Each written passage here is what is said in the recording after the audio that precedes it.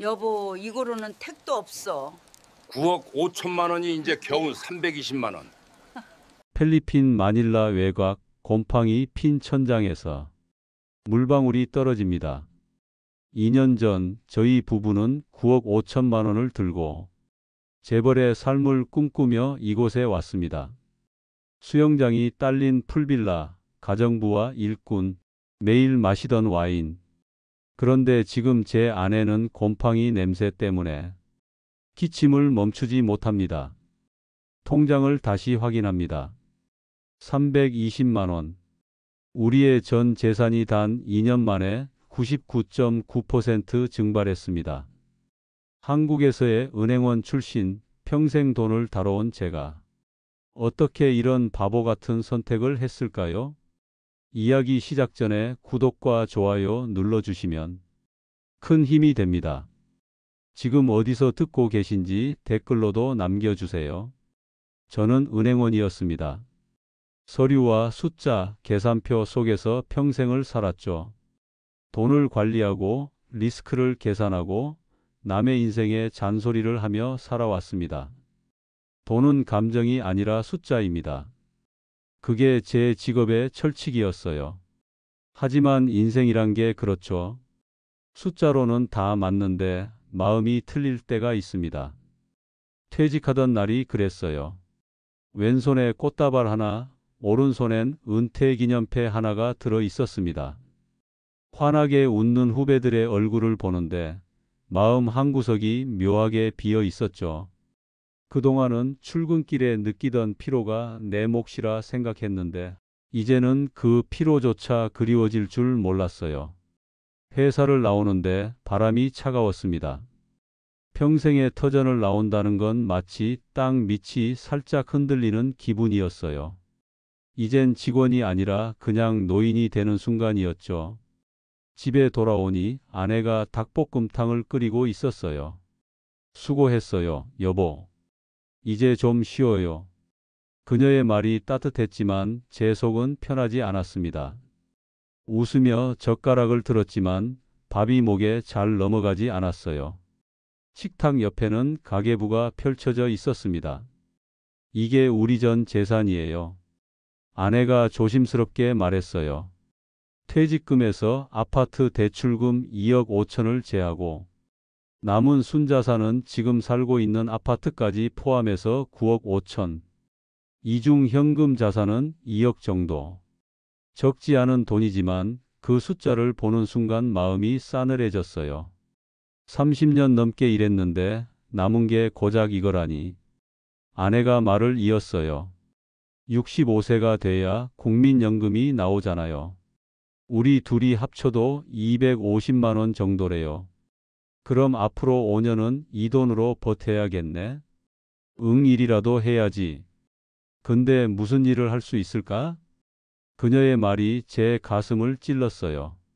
퇴직 전 알아봤던 일자리들은 대부분 경비직이나 보험 설계사였죠. 은행원 경력 따위는 아무 의미가 없었어요. 요즘은 다 젊은 사람들 뽑아요.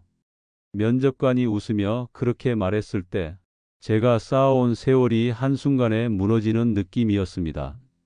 퇴직 후의 인생이 이렇게 막막할 줄 몰랐습니다.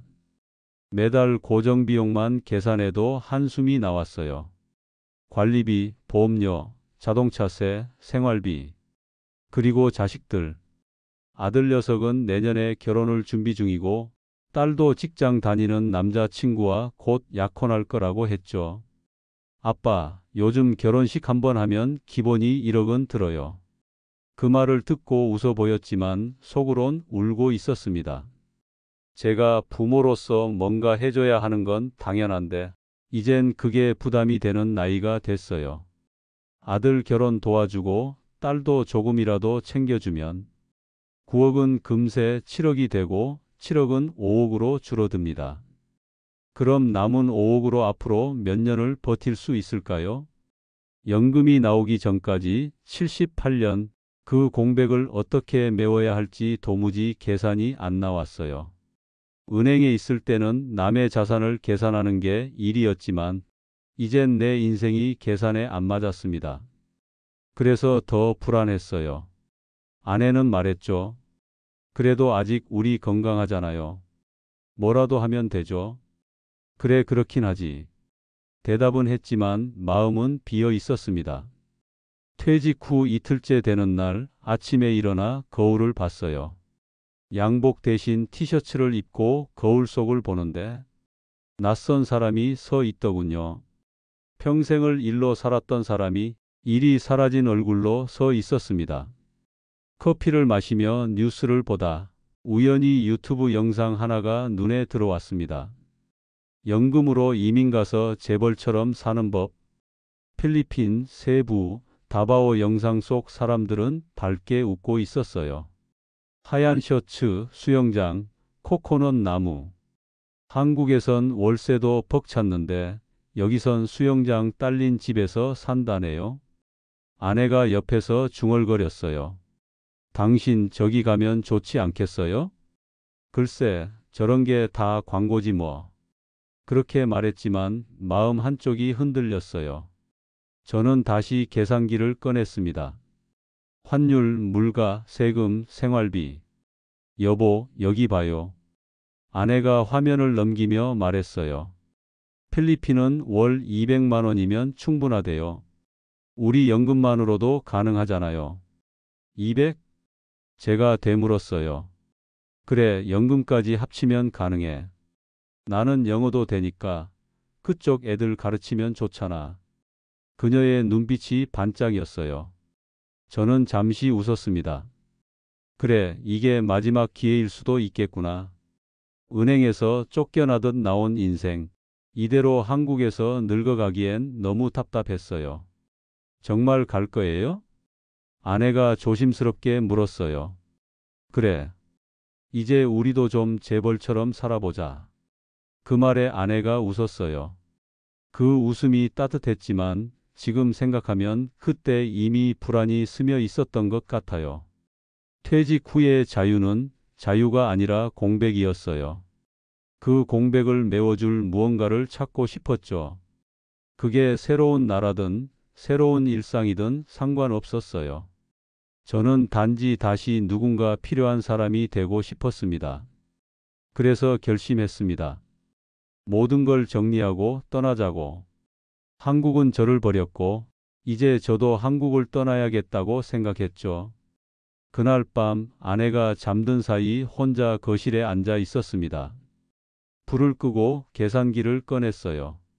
집 팔면 12억, 대출 상환 2.5억, 남는 건 9.5억. 연금 개시 전까지 5년 월 250만 원 1억 2천. 결혼 자금 4억, 생활비 1억 2천 남는 건 약 4억. 그렇대 이건 집을 팔았을 때 이야기입니다. 집을 팔고 완전 작은 빌라나 원룸으로 들어갔을 때 이야기죠. 숫자들이 눈앞에서 춤을 췄어요. 항상 계산은 냉정해야 한다고 배웠는데 이젠 숫자가 저를 조롱하는 것 같았어요. 그때는 몰랐습니다. 돈이 인생을 구해줄 거라 믿었지만 사실 돈은 인생을 오래 붙잡아 둘 뿐 결코 지켜주진 않는다는 걸요. 퇴직한 지 일주일이 지났습니다.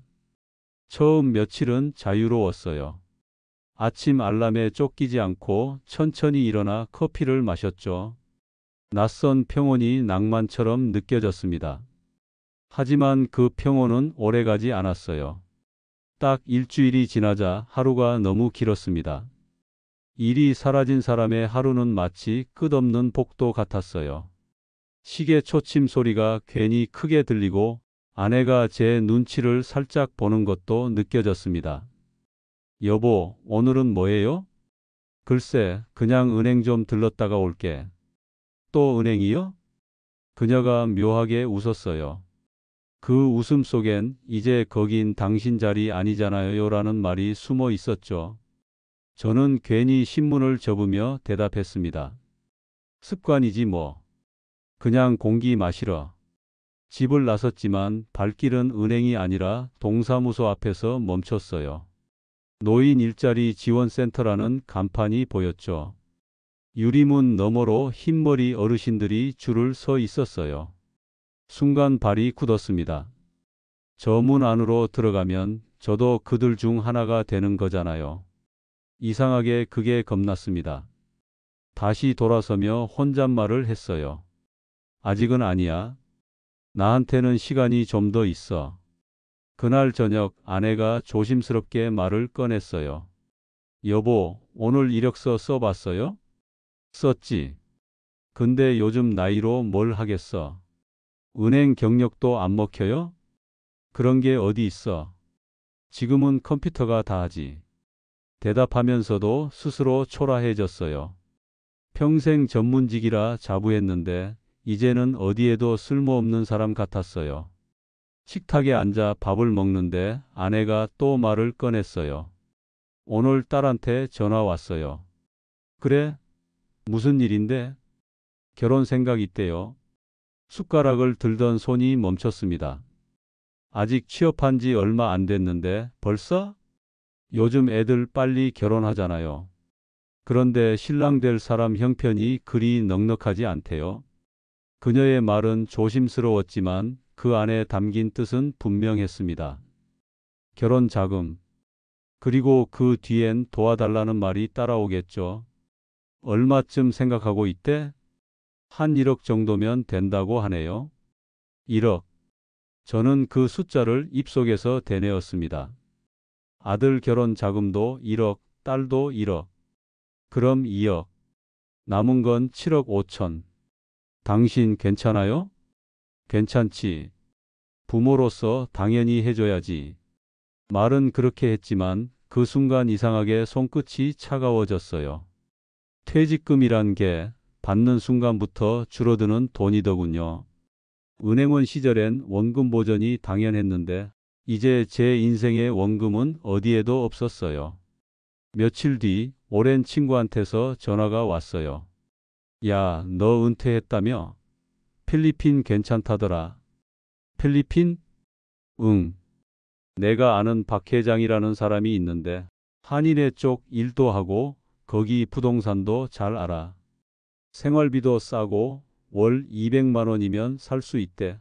200 정도 더 있으면 완전 재벌처럼 살 수 있고. 그 말을 듣자 이상하게 마음이 끌렸어요. 그동안 아내가 보여주던 그 영상들이 떠올랐죠. 바다가 보이는 집, 수영장, 햇살. 재벌처럼 산다는 말이 귓가에 오래 남았어요. 그날 밤 잠이 오지 않았습니다. 머릿속으로 계속 계산을 했어요. 필리핀 물가, 환율, 월세, 생활비, 세금. 모든 숫자가 가능하다고 말하고 있었어요. 한국에서 월세 살면 150, 거긴 60이면 호텔 같은 빌라에 살 수 있대. 남는 90만 원이면 충분하지. 연금 받으면 여유까지 생기겠네. 숫자는 언제나 내 편이었어요. 은행원 시절 내 손끝은 언제나 정확했죠. 하지만 이상하게 이번 계산은 불안했습니다. 너무 잘 맞는 게 이상하다는 생각이 들었어요. 다음 날 아내가 물었습니다. 당신 어제 잠 설쳤죠? 응. 계산 좀 해봤어. 무슨 계산이요? 이민 가면 10년은 문제 없겠더라. 진짜요? 응. 괜찮을 것 같아. 아내의 얼굴에 희미한 미소가 번졌습니다. 그 미소를 보고 저도 웃었어요.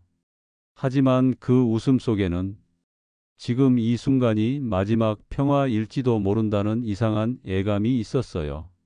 며칠 뒤 그 친구가 박 회장이라는 사람의 연락처를 보내줬어요. 필리핀 한인 커뮤니티 대표, 현지 정착 지원.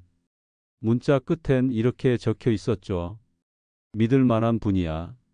나도 소개받았거든. 휴대폰 화면을 바라보며 생각했습니다.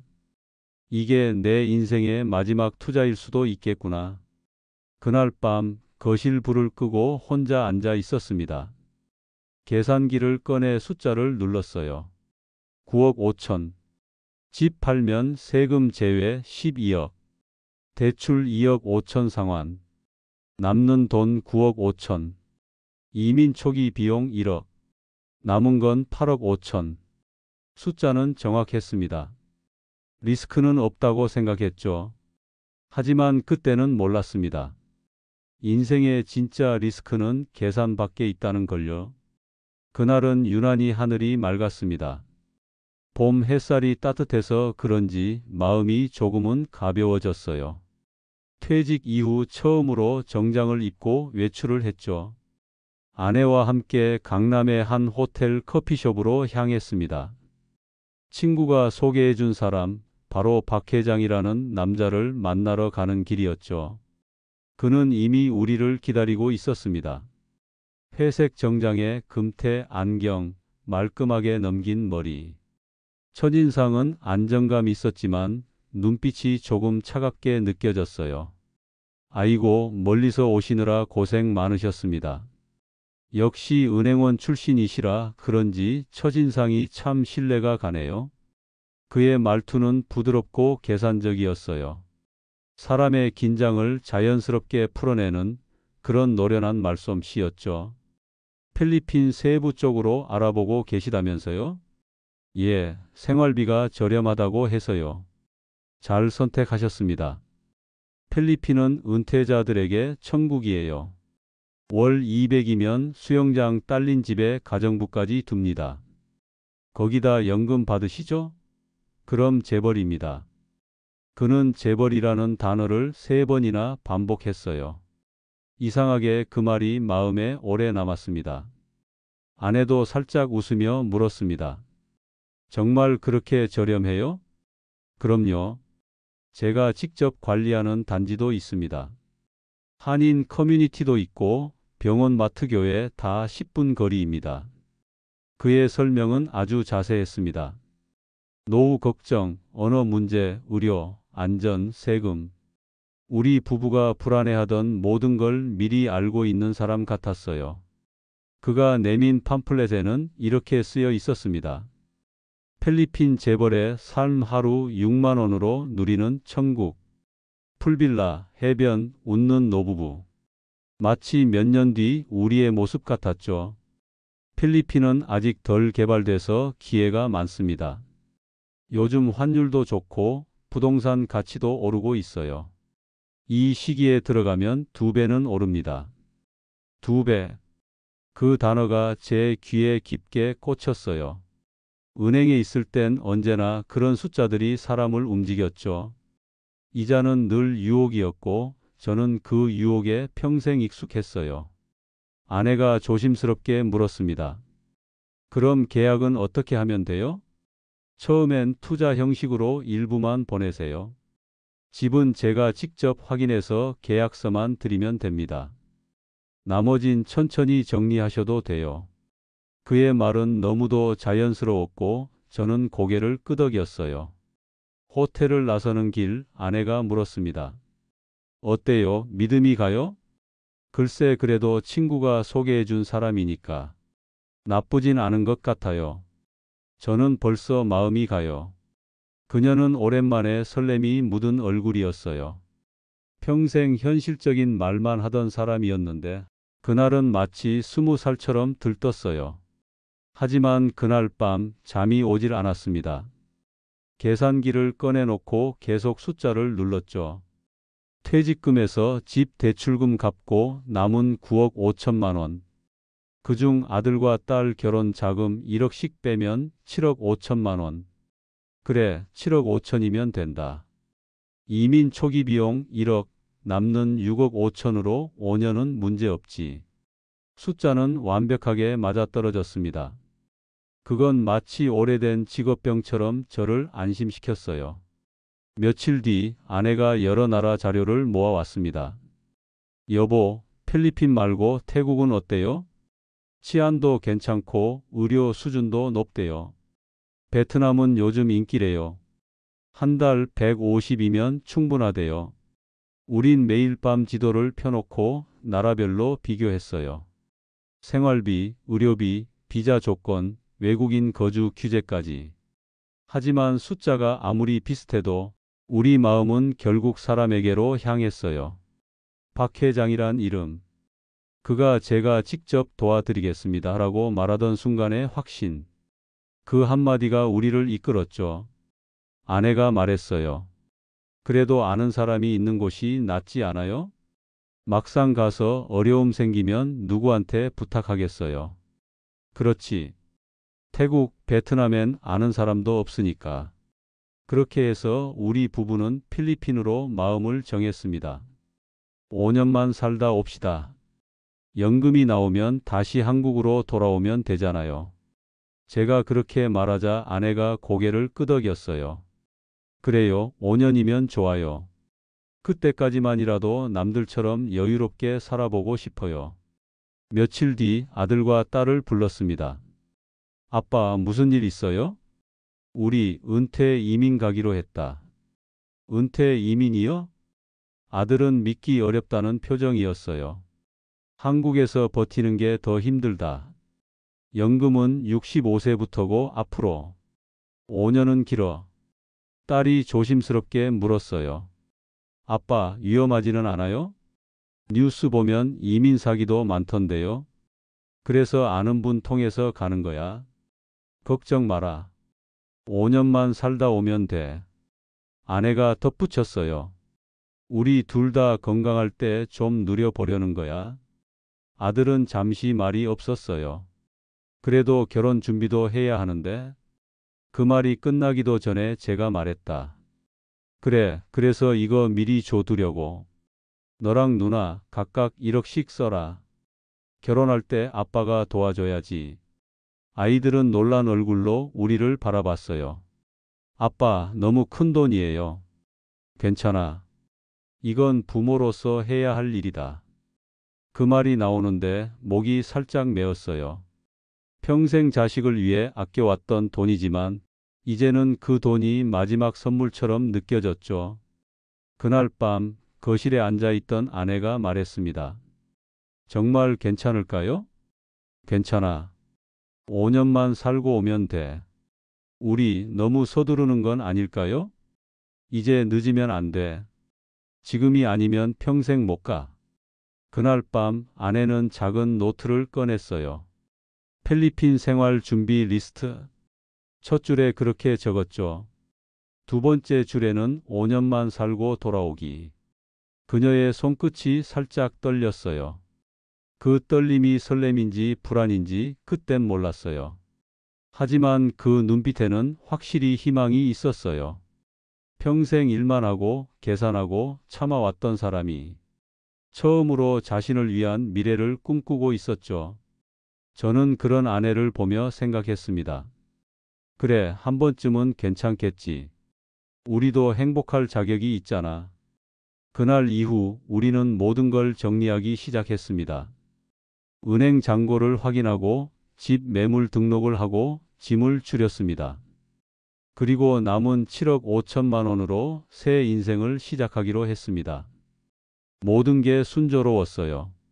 너무 순조로워서 오히려 불안했죠. 하지만 사람 마음이란 게 그렇습니다.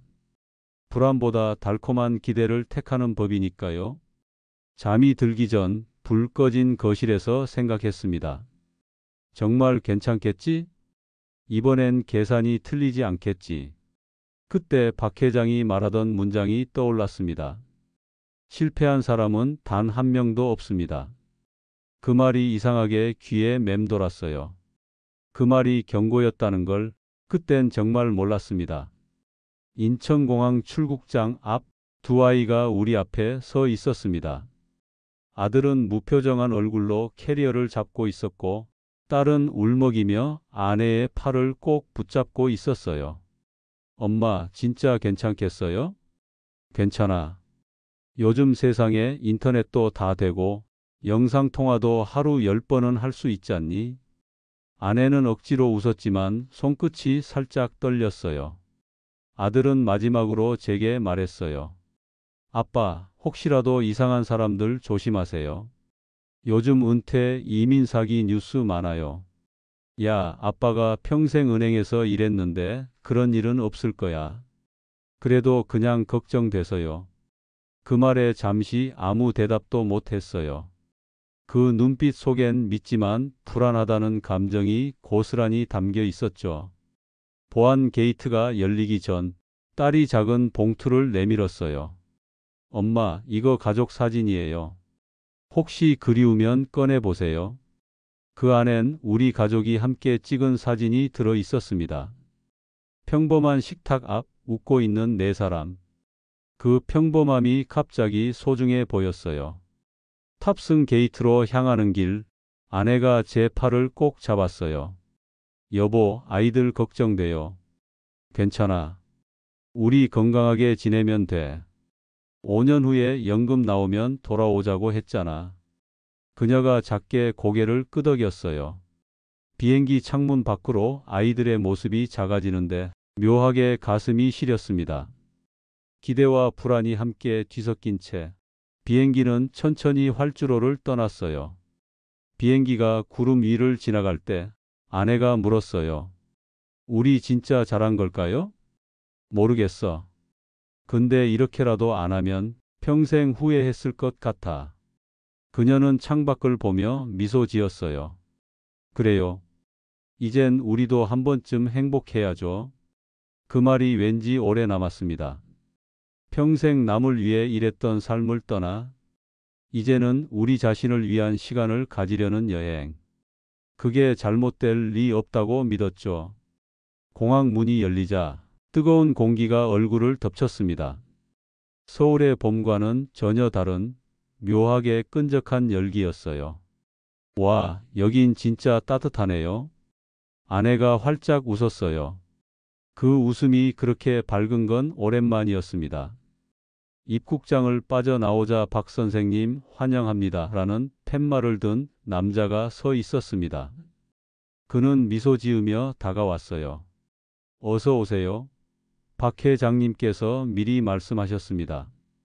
그는 박 회장의 현지 직원이라며 우리 짐을 대신 들어주었어요.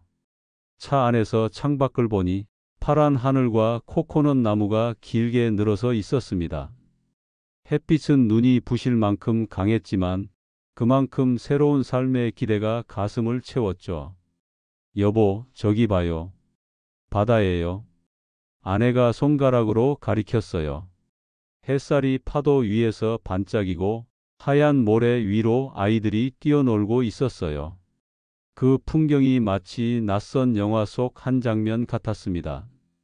그래, 여기서라면 다시 시작할 수 있겠구나. 그 순간 불안은 사라지고 가슴이 벅차올랐어요. 우리가 도착한 곳은 로얄 선셋 레지던스. 박 회장이 말하던 한인 전용 단지였습니다. 입구에는 경비가 서 있었고 정원에는 분수가 돌고 있었습니다. 현관문을 열자 넓은 거실과 흰 커튼이 눈에 들어왔어요. 베란다 너머로 바다가 보였죠. 이야 여보, 진짜 이게 우리가 살 집이에요? 아내는 두 손으로 입을 가렸어요. 꿈 같아요, 정말. 그 목소리에 눈물이 섞여 있었습니다. 그날 저녁 박 회장이 직접 전화했습니다. 도착하셨죠? 짐 정리하시고 내일 저녁에 식사합시다. 이 근처에 한식집이 아주 괜찮아요. 정말 감사합니다. 별 말씀을요. 이제 가족이니까요. 그 말이 참 따뜻하게 들렸어요. 아마 그때부터였을 겁니다. 그 사람을 사업가가 아닌 믿을 사람이라 생각하게 된 게 집은 말 그대로 천국이었어요. 거실 문을 열면 수영장이 보였고 바다 냄새가 바람에 섞여 들어왔습니다. 여보, 이게 우리가 살 집이에요? 그래, 우리 집이야. 그 말에 아내는 웃었어요. 그 웃음이 너무 따뜻해서 그 순간 저는 모든 불안이 사라졌다고 믿었습니다. 가정부가 매일 청소를 해주고 택시 기사 마리오가 장을 봐줬어요. 한국에서는 10만 원 하던 점심이 여기선 3천 원이었죠. 그야말로 재벌의 일상이었습니다. 여보, 우리 진짜 잘한 것 같아요. 그러게. 이젠 걱정 없이 살자고.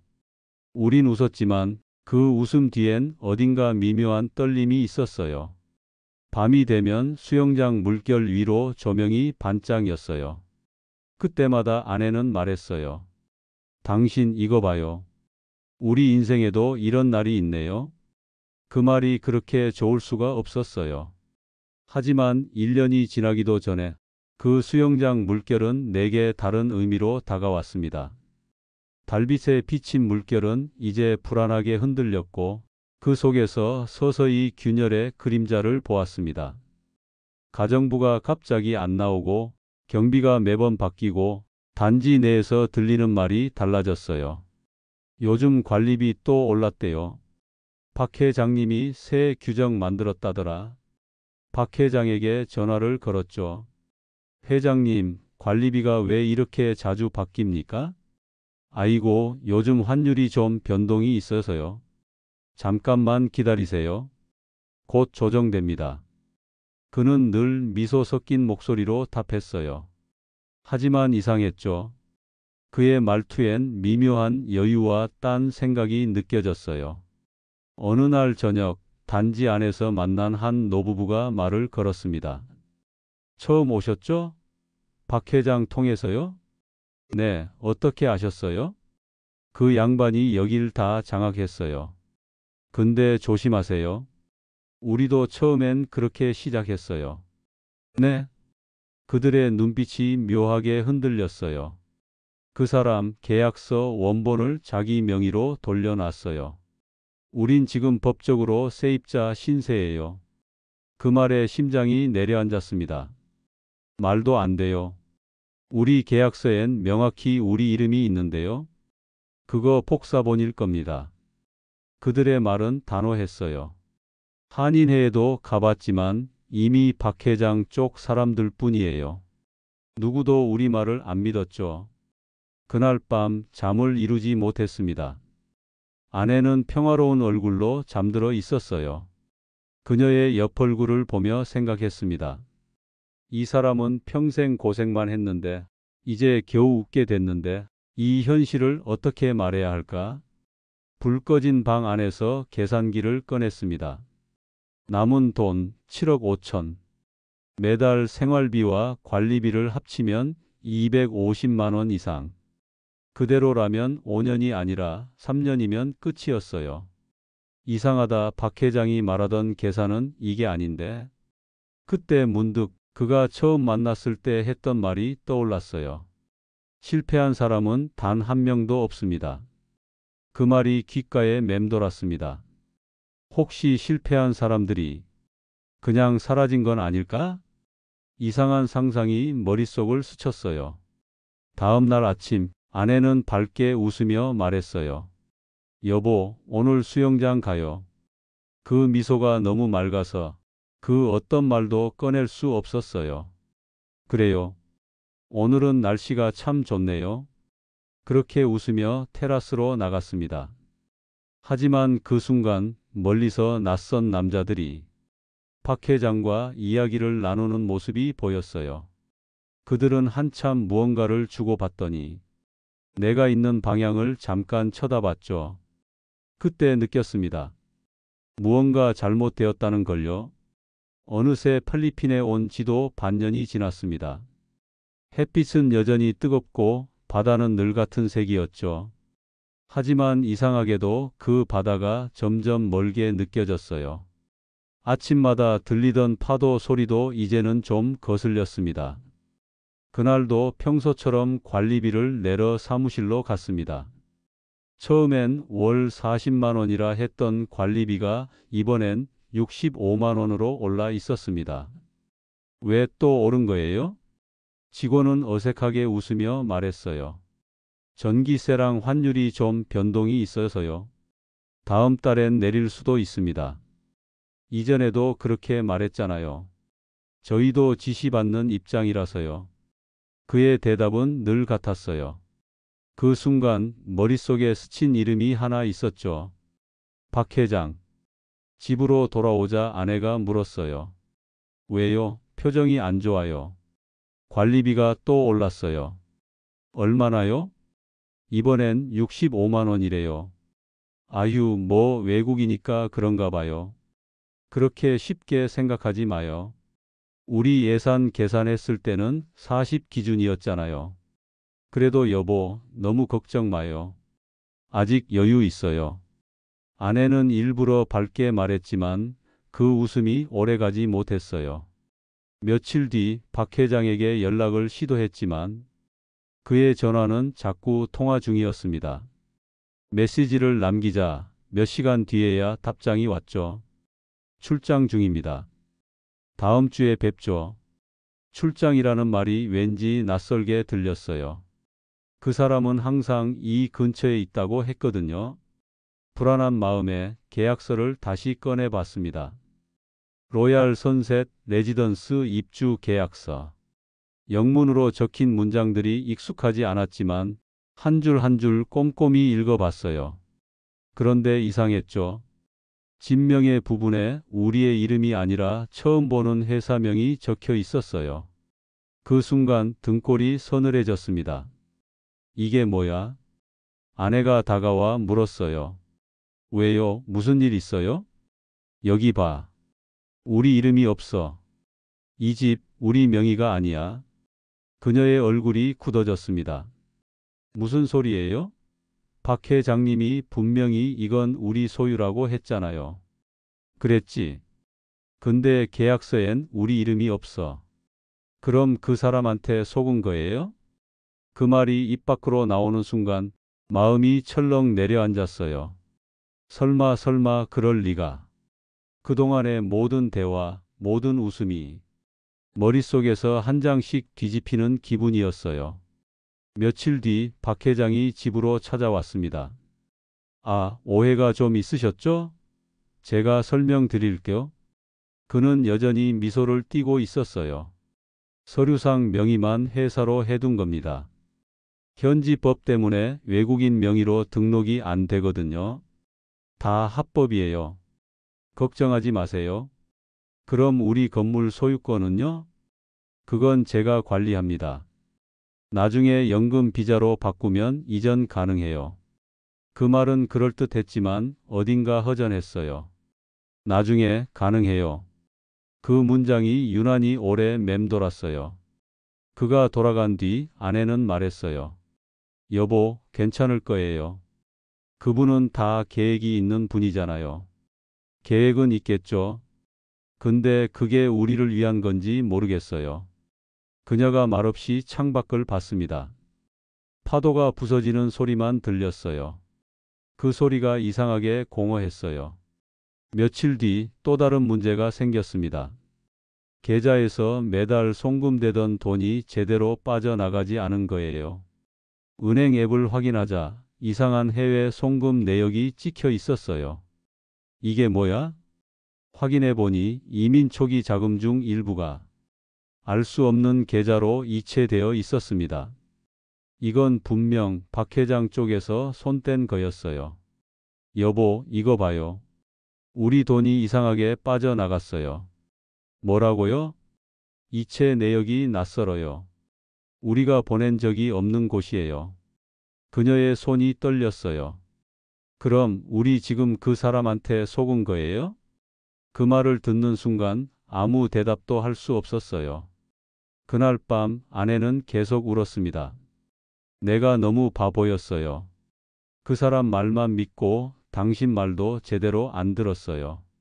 아니에요. 똑같아요. 나도 믿고 싶었어요. 우리가 평생 일만 했는데 이젠 좀 편하게 살 수 있을 거라고. 그녀는 손으로 얼굴을 가렸어요. 그냥 한국으로 돌아가요. 이 돈으로 돌아갈 순 없어요. 집도 팔았잖아요. 그 말이 내 입에서 나오는 순간 우리가 얼마나 깊은 곳까지 와버렸는지 깨달았어요. 그날 새벽 잠이 오지 않아 베란다로 나갔습니다. 멀리 어둠 속에서 박 회장의 차가 단지를 빠져나가는 걸 봤어요. 조용한 새벽, 그의 차 안에는 누군가 타고 있었어요. 그리고 그가 내 쪽을 흘끗 보며 고개를 숙였어요. 그때 알았습니다. 이 사람은 이미 다음 사람을 찾고 있다는 걸요. 아침이 밝아올 무렵 아내는 창가에 앉아 있었습니다. 눈이 퉁퉁 부은 얼굴로 말했어요. 여보, 우리 이제 어떻게 해요?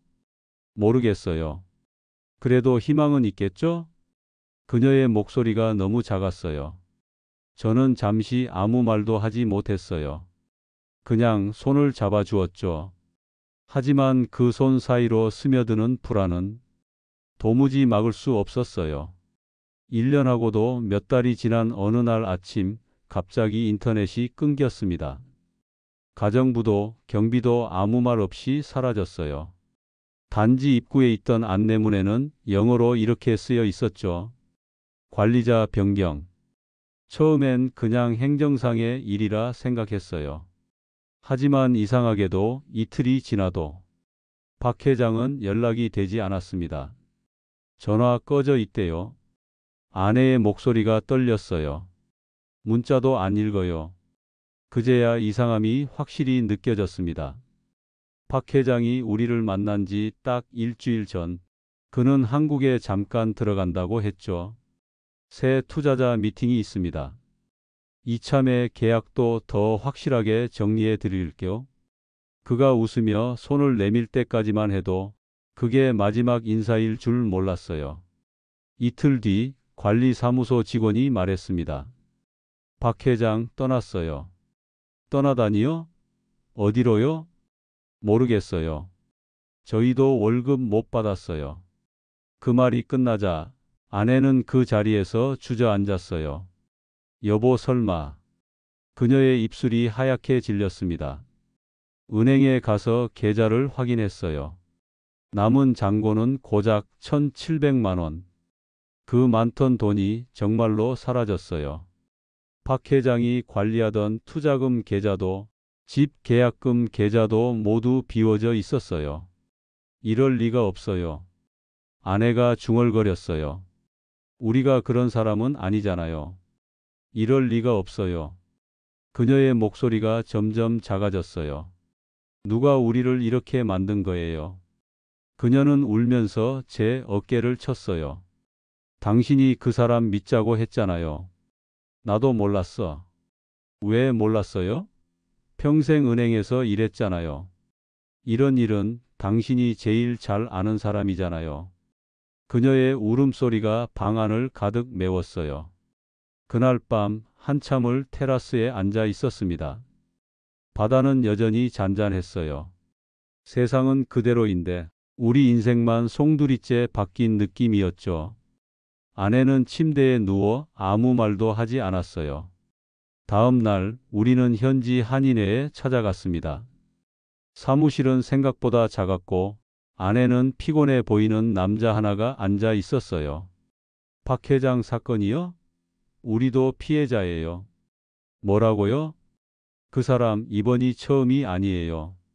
이미 작년에도 몇 팀 당했어요. 다들 계약금 맡기고 집 명예 바꿔주겠다더니 잠적했죠.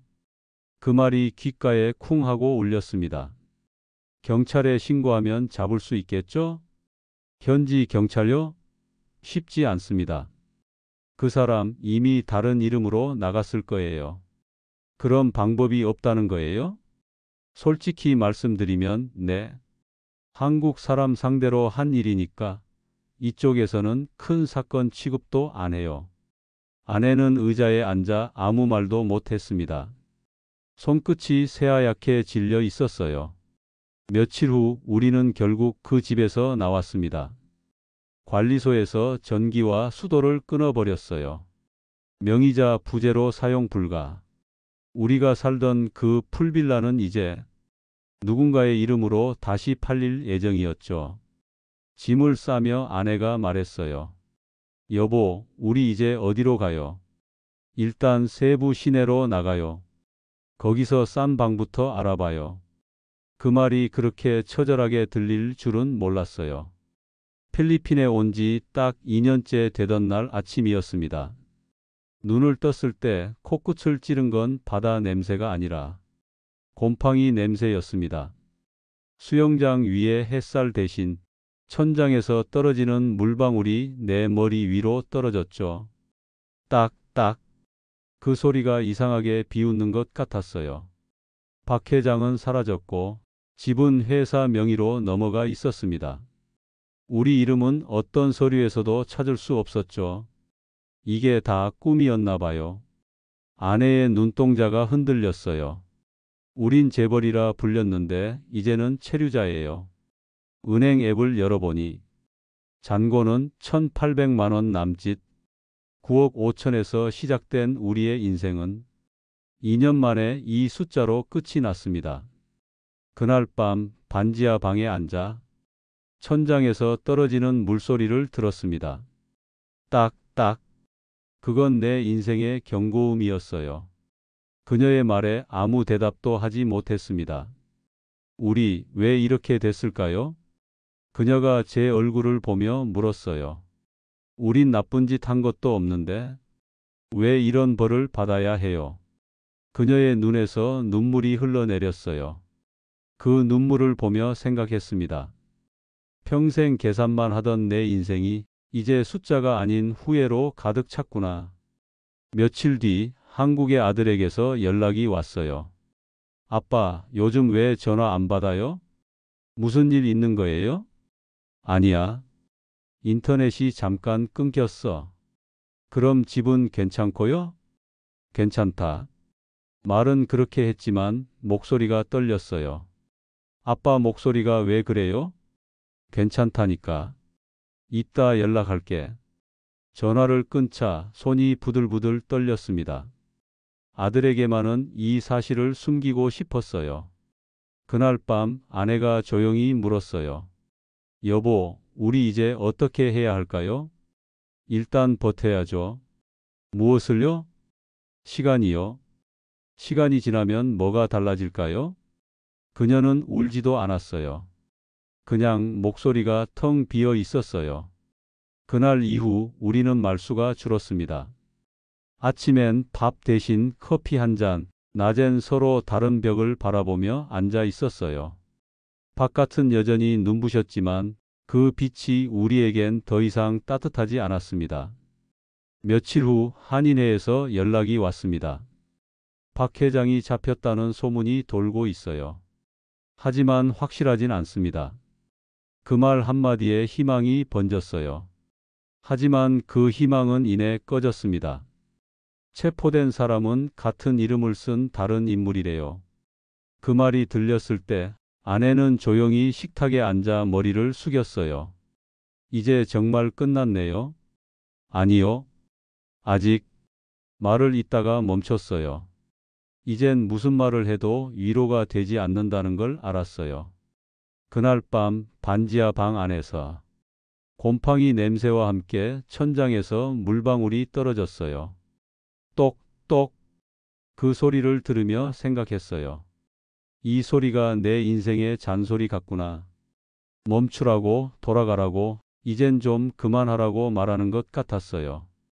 필리핀에 온 지 6달째. 우리의 통장은 이미 바닥이었습니다. 생활비를 아껴도 한 달에 150만 원은 나갔고 병원비 한 번이면 한 달치 예산이 날아갔어요. 여보, 이 약값이 너무 비싸요. 아내가 약봉지를 내려놓으며 말했어요. 한국 약은 수입이라 그렇대요. 그럼 이건요? 그건 현지약인데 효과가 약하대요. 그럼 한국 약으로 해요. 그러면 이번 달 방세를 못 내요. 그 말이 나오자 아내는 고개를 숙였어요. 내가 아파서 미안해요. 그런 말 하지 말아요. 그녀의 눈에 눈물이 맺혔어요. 이젠 저도 아내도 웃을 힘이 없었어요. 현지 친구들도 하나둘 연락이 끊겼고 한때 자주 모이던 한인 커뮤니티에서도 박 회장 피해자라는 소문이 돌면서 우리 부부는 점점 고립됐습니다. 식당에 가면 사람들이 수군거렸어요. 저분들 그 사건 있잖아. 아, 그분들이야? 그 말이 귓가에 남아 밥이 넘어가지 않았어요. 그날 저녁 아내는 식탁에 앉아 사진 한 장을 꺼냈어요. 인천공항에서 아이들이 배웅하던 그날 웃는 척하면서도 눈가에 눈물이 고였던 모습이었죠. 여보, 우리 그때 왜 저렇게 웃었을까요? 몰라요. 아마 그땐 진짜 행복할 줄 알았나 봐요. 이제 그 웃음이 너무 미워요. 그녀가 사진을 쥔 손이 떨렸어요. 그냥 그날로 돌아가면 좋겠어요. 며칠 후 집주인이 찾아왔습니다. 다음 주에 집을 비워달라. 더 이상 돈이 없으면 집에서 나가라고 이야기했습니다. 우리는 아무 말도 할 수 없었어요. 임대료를 밀린 지 2달째였거든요. 그는 냉정한 얼굴로 손을 내밀었어요. 돈이 없으며 떠나라는 것이었습니다. 아내가 눈물을 닦으며 고개를 숙였어요. 그날 밤 우리는 반지하 방의 모든 불을 껐습니다. 지친 몸을 이불에 덮으며 처음으로 이렇게 생각했어요. 이제 진짜 끝났구나. 잠을 이루지 못한 채 휴대폰을 꺼내 통장 잔액을 확인했어요. 잔액 128만 7천 원. 그 숫자를 한참 동안 바라봤어요. 내가 평생 다뤄온 돈의 세계가 이제는 내 삶을 조롱하는 숫자가 되어버렸어요. 그때였습니다. 전화벨이 울렸어요. 낯선 번호였죠. 여보세요? 혹시 나 기억하시나요? 낯익은 목소리였어요. 은행 시절 나보다 5살 많은 선배 이창호 부장. 이 선배요? 세상에, 여기서 전화를 다 받네요. 인터넷에서 봤어요. 그 사건 당신 이름이 보여서요. 부끄럽네요. 부끄럽긴요. 그 박 회장 놈 예전부터 유명했어요. 우리 은행에도 투자 상담하러 몇 번 왔었거든요. 그때 내가 느낌이 좀 이상해서 안 했지. 저는 숨이 막혔어요. 그럼 그때 이미? 응. 그 자식 처음은 아니야. 한국에도 피해자 많아. 아내가 내 옆에서 묻었어요. 누구예요? 이창호 선배요. 은행에 같이 있었던 분. 그분이 뭐래요? 박 회장 이미 한국에서도 사기 전과가 있었대요. 아내의 눈이 커졌어요. 그럼 경찰에 신고해야죠. 그게 쉽지 않아요. 우리 여기서 체류자 신분이라. 이 선배의 목소리가 다시 들렸어요. 일단 이메일로 모든 자료 보내요. 내가 한국에서 법률팀 연결해 볼게요. 혼자 싸우지 마요. 그 말에 가슴이 덜컥했어요. 몇 달 만에 처음으로 누군가의 말이 따뜻하게 들렸습니다. 그날 밤 오랜만에 불을 켜놓고 앉았습니다. 아내는 제 손을 꼭 잡았어요. 여보, 혹시라도 정말 해결될까요? 몰라요. 하지만 누군가 우리 이야기를 들어준다는 게 고마워요. 그녀는 고개를 끄덕였어요. 이제 다시는 사람 믿지 않을 줄 알았는데. 그래도 누군가 믿고 싶어요. 그녀의 말이 가슴에 남았어요. 그래, 사람은 결국 사람으로 살아가는 거야. 다음 날 이 선배에게 모든 서류와 거래 내역을 메일로 보냈습니다. 그리고 기다렸어요. 며칠이 지났지만 답장은 오지 않았어요. 불안했죠. 혹시 이 선배도 나를 버린 건 아닐까? 그러던 어느 날 밤 메일 한 통이 도착했습니다. 제목은 짧았습니다. 잡았다. 메일엔 사진 한 장이 첨부되어 있었어요. 박 회장이 공항 세관에서 잡힌 사진이었어요. 다른 이름, 다른 여권. 하지만 확실히 그 사람이었죠. 저는 그 자리에서 주저앉았습니다. 그동안 버티던 모든 감정이 터져 나왔어요. 여보 잡혔대. 그 사람이 잡혔대. 아내가 제 손을 붙잡았어요. 정말요? 우리 돈 돌아올까요? 저는 잠시 멈췄다가 대답했어요. 모르겠어. 그래도 이제 끝난 것 같아. 그날 밤 우리는 오랜만에 불을 끄지 않고 잠이 들었습니다. 천장에서 떨어지는 물방울 소리 대신 밖에서 들려오는 새벽 바람이 들렸어요. 그 바람이 이상하게 따뜻했어요. 하지만 그때는 몰랐습니다. 그 잡혔다는 소식조차 또 다른 시작의 전조였다는 걸요.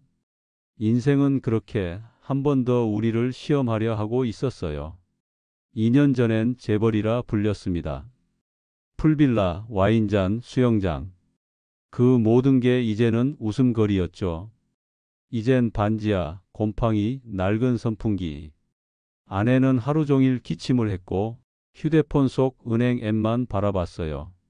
여보, 우리 왜 이렇게 됐을까요? 욕심 때문이죠. 아니요. 희망 때문이었어요. 그 말에 아무 대답도 할 수 없었어요. 그때 이창호 선배의 전화가 왔습니다. 그 자식 잡혔어. 정말요? 그래. 하지만 돈은 없어. 아내가 제 옆에서 조용히 말했어요. 그래도 잡혔잖아요. 그녀의 말이 이상하게 따뜻하게 들렸어요. 우린 다시 시작할 이유를 그 한마디에서 찾았어요. 눈앞에 보이는 건 좁은 방, 곰팡이 냄새, 벽에 스민 눅눅한 공기. 그게 우리의 현실이었죠. 며칠 후 이 선배가 국제전화를 걸어왔어요. 많이 힘들지?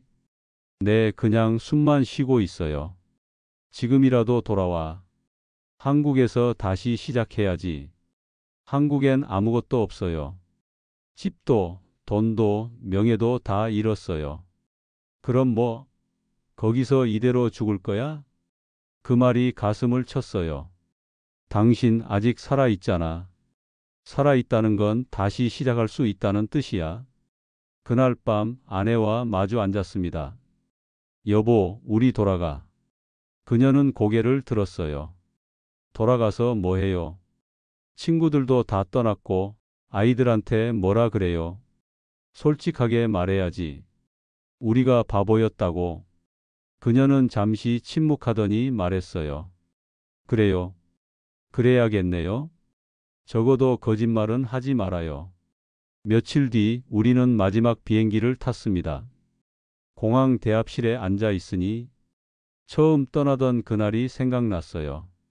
그때는 들뜬 마음이었죠. 이젠 무겁고 조용했습니다. 아내가 작은 봉투를 꺼냈어요. 그 안에는 인천공항에서 아이들이 준 가족 사진이 있었어요.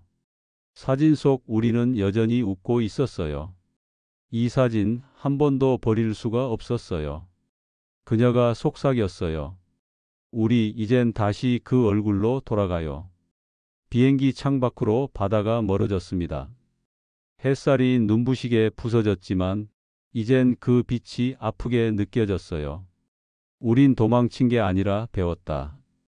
그렇게 마음속으로 중얼거렸습니다. 2년 동안의 모든 선택이 잘못이었음을 우린 공항 게이트 앞에서야 깨달았습니다. 박 회장은 잡혔지만 우리 돈은 돌아오지 않았습니다. 그는 구속되었지만 우린 여전히 감옥에 있었습니다. 아내가 말했어요. 그래도 살아있네요, 여보. 그래요. 살아있네요. 그 한마디가 우리 인생의 심판이었어요. 비행기 창밖으로 바다가 멀어졌습니다. 그 바다는 여전히 아름다웠지만 이젠 슬픔의 색이었죠. 인천공항에 내리자 아들이 우리를 끌어안았습니다. 괜찮아요, 아빠. 이제 됐어요. 그 말에 눈물이 터졌어요. 이제 우린 재벌이 아니라 그저 살아있는 사람으로 돌아왔습니다. 며칠 뒤 우리는 아들의 집 근처 반지하로 들어갔습니다. 창문 밑으로 희미한 햇빛이 들어왔어요. 아내가 말했어요. 여보, 이방 필리핀에서 살던 데랑 비슷하네. 그래도 여긴 한국이에요. 그녀가 웃었어요. 그게 위로가 되네. 밤이 되어 천장에서 물방울이 떨어졌습니다. 똑똑. 그 소리가 다시 들렸어요. 하지만 이번엔 달랐어요. 이젠 그 소리가 끝이 아니라 시작처럼 들렸어요. 창가에 앉아 계산기를 꺼냈습니다. 남은 건 통장에 320만 원. 하지만 이번엔 계산이 단순했어요. 이제부터는 돈이 아니라 하루를 계산하자. 그 말에 아내가 고개를 끄덕였어요. 그래요. 오늘 하루 잘 살아봐요. 그날 밤 아내는 잠들기 전 이렇게 말했습니다. 여보, 그래도 고마워요. 뭐가?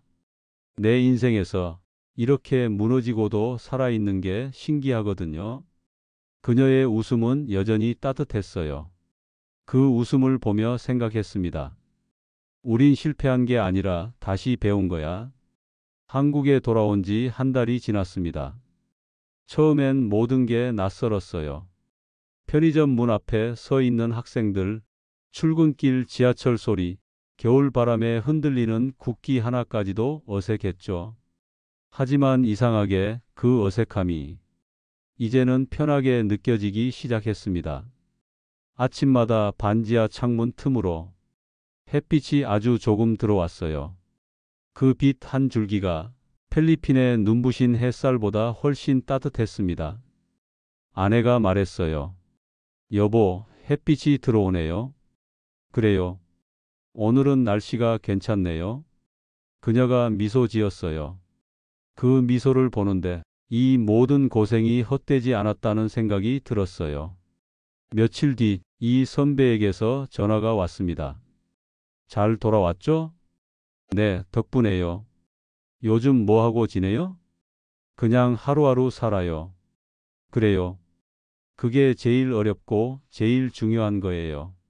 선배는 참 쉽게 말하네요. 나도 그걸 깨닫는데 30년 걸렸어요. 그 말에 웃음이 났어요. 그날 이후 저는 동네 도서관에 나가기 시작했습니다. 무료 영어 강좌가 있었고 아내는 봉사 프로그램에 신청했어요. 처음엔 어색했지만 점점 익숙해졌죠. 도서관에서 만난 사람들은 우리를 특별히 바라보지 않았어요. 그냥 같은 동네에 사는 평범한 노부부. 그게 좋았어요. 어느 날 아내가 조용히 말했어요. 여보, 나 요즘 애들 학원에서 아이들 영어 봐주기로 했어요. 그래? 잘했네. 예전엔 그저 돈 벌려고 했는데 지금은 그냥 하루가 감사해요. 그녀의 말에 고개를 끄덕였어요. 나도 그래. 은행에 있을 땐 늘 미래를 계산했는데 이젠 오늘이 얼마짜리인지 생각하지 않아. 저녁이면 둘이 산책을 나갔습니다. 아파트 단지 뒤편 공원에는 노을이 지고 아이들이 웃으며 뛰어다녔어요. 그 모습을 보며 아내가 말했어요. 우린 참 늦게 배웠네요. 뭘? 사는 게 그냥 살아내는 거라는 걸요. 그 말이 이상하게 따뜻했어요. 그날 밤 아내가 책상 위에 작은 노트를 꺼냈어요. 표지엔 이렇게 적혀 있었어요. 필리핀 생활 준비 리스트. 그녀가 조용히 웃으며 말했어요. 이거 그때 만든 거예요. 기억나죠? 기억나지. 이젠 이걸 다른 걸로 바꿔야겠어요. 뭘로? 다시 시작 리스트. 그녀는 펜을 들어 적기 시작했어요. 1. 매일 아침 햇빛 보기. 2. 밥 3끼 꼭 먹기. 3. 돈보다 마음 먼저 챙기기. 4. 서로 손잡기. 5. 아이들에게 감사 문자 보내기. 저는 그 글자를 한참 바라봤어요. 아내가 눈을 들어 말했어요. 이젠 이걸 지키며 살아요. 그래. 이건 지킬 수 있겠네. 며칠 뒤 딸이 찾아왔어요. 엄마, 아빠. 지내기 괜찮으세요? 그래도 밝은 모습 뵈니까 저도 안심이 되네요. 아내가 웃으며 말했어요. 그래, 우리도 살아야지. 니들 보기 미안하구나. 아니에요. 이렇게 건강하신 것만도 정말 다행이에요. 그날 밤 아내는 제게 말했어요. 여보, 인생이란 게 참 희한하죠. 다 잃고 나서야 중요한 걸 알게 되네요. 그러게. 돈보다 무서운 게 욕심이었고, 욕심보다 더 무서운 게 포기 못하는 마음이었어. 그녀가 고개를 끄덕였어요. 이제야 마음이 좀 편해요. 그날 이후 우리는 더 이상 과거를 이야기하지 않았습니다. 대신 내일 아침 먹을 반찬을 이야기하고 동네 사람들과 웃으며 인사했어요. 그리고 매일 밤 반지하 창문으로 들어오는 작은 빛을 바라보며 잠들었어요. 그 빛은 작았지만 우리 인생을 다시 밝혀주는 등불 같았어요. 돈도 명예도 집도 사라졌지만 그 빛은 남아 있었어요. 아내의 말처럼 사는 게 사는 거다. 그 단순한 진리가 이제는 내 전 재산이 되었습니다. 겨울이 지나고 봄이 왔습니다. 반지하 창문으로 들어오는 빛이 예전보다 길어졌어요. 햇살이 벽에 닿을 때마다 아내는 조용히 말했어요. 이제 진짜 봄이네요. 아침이면 새소리가 들렸습니다. 필리핀의 뜨거운 열기 대신 한국의 서늘한 공기 속에서 맞는 봄은 묘하게 따뜻하고 잔잔했어요. 아내는 요즘 동네 아이들에게 영어를 가르치고 저는 작은 경비 일을 하고 있습니다. 처음엔 창피했어요. 은행원으로 수십 년을 일했던 내가 이제는 아파트 문을 지키는 사람이 되었다는 게. 하지만 하루가 지나고 또 하루가 지나자 그 일도 나쁘지 않다는 걸 알았어요. 퇴근길 경비초소 옆 벤치에 앉아 하늘을 보면 저 멀리 벚꽃잎이 바람에 흩날렸습니다. 내 인생도 언젠가 저렇게 흩어지겠지. 그런데 이상하게 그 생각이 슬프지 않았어요. 아내가 해준 도시락을 열면 단무지와 김, 달걀말이가 들어 있었죠. 그 단순한 점심이 내가 가진 어떤 재산보다 귀하게 느껴졌어요. 어느 날 아내가 시장에서 돌아오며 말했어요. 여보, 나 오늘 정말 행복했어요. 무슨 일 있어요?